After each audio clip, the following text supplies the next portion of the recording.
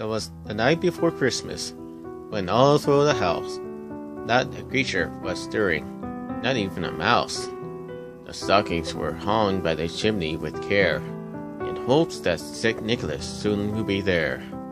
The children were nestled all snug in their beds, while visions of sugar plums danced in their heads.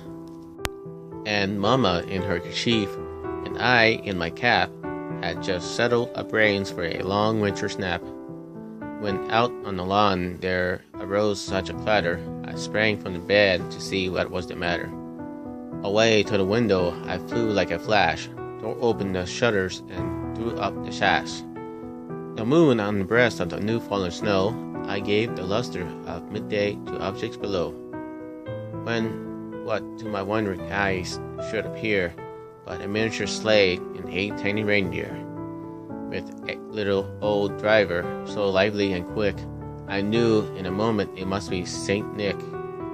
More rapid than eagles, his courtiers they came, and he whistled and shouted and called them by name. Now Dasher, now Dancer, now Prancer and Vixen, on Comet, on Cupid, Donner and Blitzen, to the top of the porch, to the top of the wall.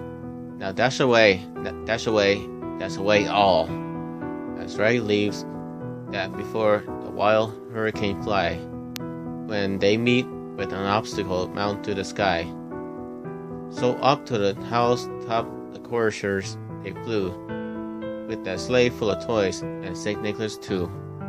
And then, in a twinkling, I heard on the roof the prancing and pawing on each little hoof. As I drew in my head and was turning around, down the chimney St. Nicholas came with a bound. He was dressed in all fur, from his head to his foot, and his clothes were all tarnished with ashes and soot. A bundle of toys was flung on his back. He looked like a peddler just opened his pack. His eyes, how they twinkled, his dimples, how merry. His cheeks were like roses, his nose like a cherry. His droll like little mouth was drawn up like a bow, and the beard of his chin was as white as snow. The stump of a pipe he held tight in his teeth, and the smoke it encircled his head like a wreath. He had a broad face and a little round belly that shook when he laughed like a bowl full of jelly. He was chubby and plump, a bright, jolly old elf, and I laughed when I saw him in spite of myself. A wink of his eye and a twist of his head soon gave me to know I had nothing to dread. He spoke not a word, but went straight to his work.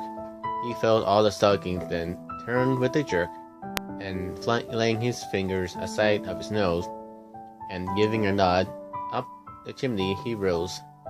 He sprung to his sleigh, to his team gave a whistle, and away they flew, like the dawn of the thistle. But I heard him exclaim, ere he drove out of sight, "Happy Christmas to all, and to all a good night."